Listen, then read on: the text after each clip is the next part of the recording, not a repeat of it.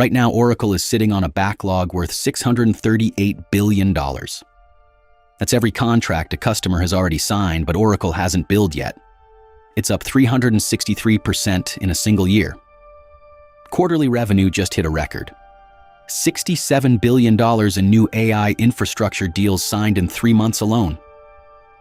The same season it posted those numbers, Oracle put roughly 30,000 people out of work in a single announcement. About 1 in 5 of everyone who worked there. Best quarter in the company's history. Biggest layoff in the company's history. Same year. This is the story of the bet behind both numbers, and whether it actually pays off. Oracle used to be a database company. Solid, unglamorous, the software running quietly behind other companies' businesses. Then it decided to become something else entirely. The landlord of the AI boom. January 2025.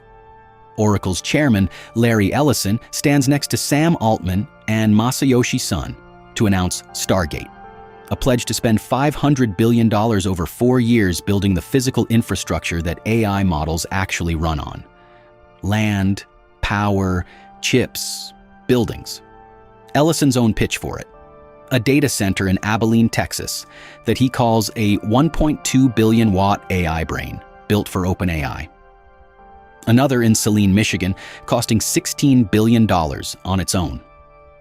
Oracle isn't building an app. It's pouring concrete for the entire industry, betting that whoever owns the compute owns the decade. By its most recent quarter, that bet shows up as $638 billion of future revenue already under contract. On paper, it worked. Customers lined up and signed. But contracts aren't cash. Someone has to actually build the data centers first, years before most of that money arrives. And that's where the story turns. Building at that scale costs money. Oracle doesn't have sitting around. In its most recent fiscal year, Oracle spent roughly $48 billion in cash on infrastructure. Next year, it's telling investors to expect around $70 billion. To fund it, Oracle borrowed heavily. Its debt load, measured against its own equity, is now roughly 5 times higher than Amazon's and far beyond Microsoft's. One analyst at Barclays looked at that gap, downgraded Oracle's debt, and warned that without more financing, Oracle's cash could run critically low by November 2026, edging toward junk bond territory. That's the same month the layoffs landed. Oracle cut about 30,000 roles in a single announcement in March, roughly 12,000 of them in India alone. By its own official count, total headcount fell by around 21,000 over the full year, from 162,000 people to 141,000. The cuts fell hardest on legacy software and on-premise support, the old Oracle. The AI infrastructure teams were largely spared and in places still hiring. Oracle is, quite literally, funding its future by shrinking its past. Not every analyst reads this the same way. UBS said a junk grade downgrade is unlikely, and that the fear is overblown. S&P affirmed Oracle's investment grade rating, though with a negative outlook. And after Oracle raised another $50 billion in fresh debt and equity to reassure the market, the cost of insuring against an Oracle default actually dropped by 17%. The market didn't panic. It just started watching closely. So which is it? A generational bet that pays off, or a company that's over-leveraged on contracts it can't turn into cash fast enough? Honestly, nobody knows yet, and anyone who tells you they do is guessing. The backlog is real. The demand is real. Oracle's own executives point to that $638 billion number as proof the strategy is working exactly as planned. The debt is also real. So is the shrinking workforce funding it.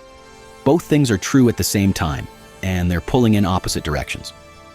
What happens next depends on one simple race. Does the AI infrastructure Oracle is building start generating real billable cash faster than the debt payments on it come due? If yes, Oracle becomes the backbone of the AI era, and the boldest bet in the company's history looks like genius. If no, this is the moment a $100 billion gamble on someone else's industry started to come apart. Right now, the only honest answer is, ask again next year. Here's what makes Oracle worth watching. It didn't take this risk by accident. It took it on purpose, with its eyes open, because staying a safe, boring database company wasn't going to get it a seat at the table in the biggest infrastructure build-out in tech history. That's the real trade every company placing a huge bet has to make. Move fast enough to matter, and you might overextend yourself in the process. Move safely, and you might watch the future get built by somebody else. Oracle chose to move. Whether that was brilliant or reckless is still being written, one earnings call at a time. If you want more stories about the bets companies are making right now, while the outcome is still unknown, that's exactly what this channel does. Subscribe, and we'll see you on the next one.